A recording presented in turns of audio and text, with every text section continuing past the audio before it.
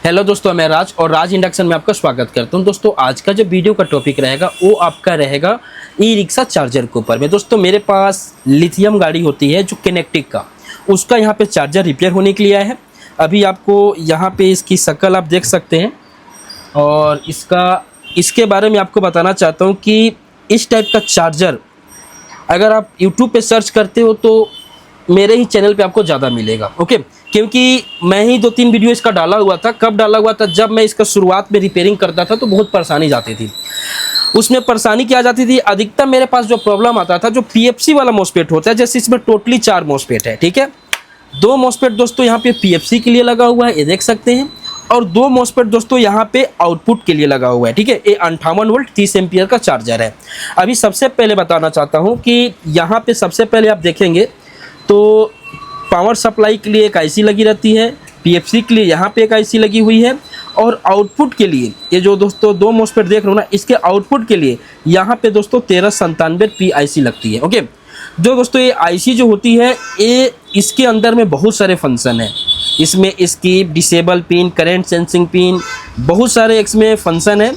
Feedback pin तो normal होता ही है, करेंट सेंसिंग होता ही है, लेकिन 2-3 इसमें एक्स्ट्रा, इसका डाटा शीट खोलोगे तो आपको पता चल जाएगा।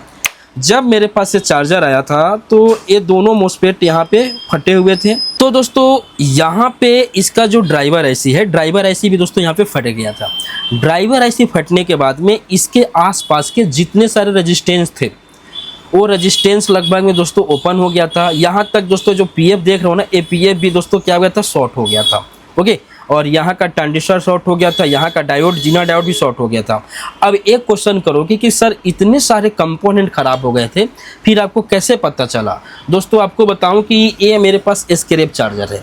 अगर ये चार्जर मेरे पास नहीं रहता तो मैं नहीं बना पाता, शायद ऐसा नहीं है, बनता ही नहीं मेरे से। सबसे पहले आप यहाँ का ध्यान देंगे तो यहाँ का एक पीएफ निकला हुआ है, यहाँ का डायोड निकला हुआ है, यहाँ का ट्रांजिस्टर निकला हुआ है।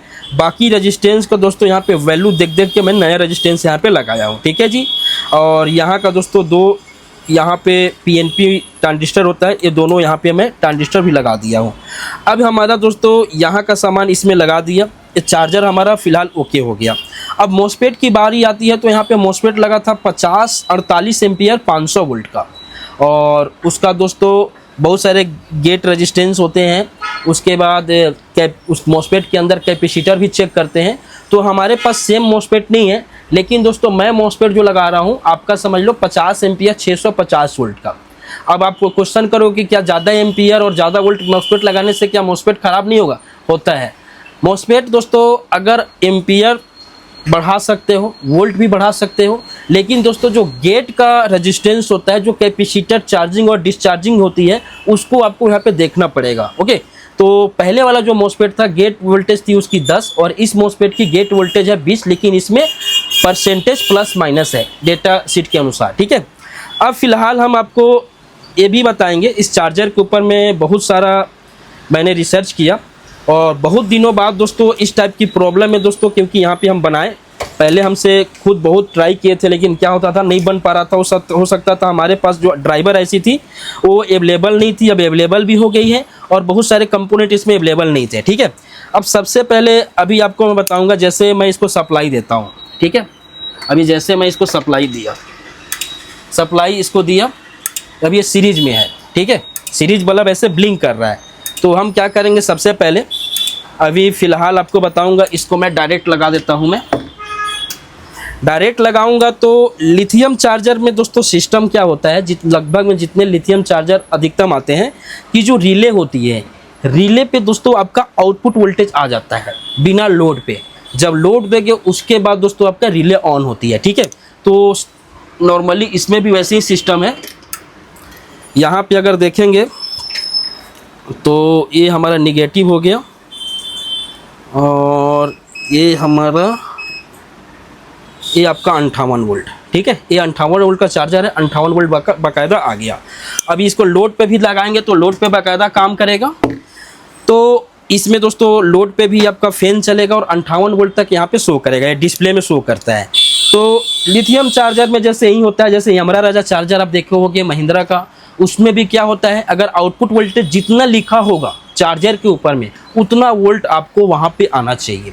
अगर उतना वोल्ट नहीं आता है तो आपका चार्जर सही नहीं बना है। उसके बाद इसको लोड पे देके आप चेक कर सकते हो। तो एक छोटी सी वीडियो थी दोस्तों, वीडियो दोस्तों इसके नाम से बनाया हूँ कि फ्यूचर में कभी भी आपके पास इस टाइप का काम आता है तो आपको स्क्रैप रखना ज़रूरी है। अगर स्क्रैप नहीं रखते हो तो इतना कोशिश करो कि इसकी जो पीसीबी है पीछे साइड से एकदम जूम करके माइक्रो लेंस से इसका हर कंपोनेंट का पीक यहाँ पे अपने पास रखो। आजकल यही होना, आजकल ज़्यादा अधिकतम यही होता है, हर कोई वही करता है। तो एक छोटी सी वीडियो थी।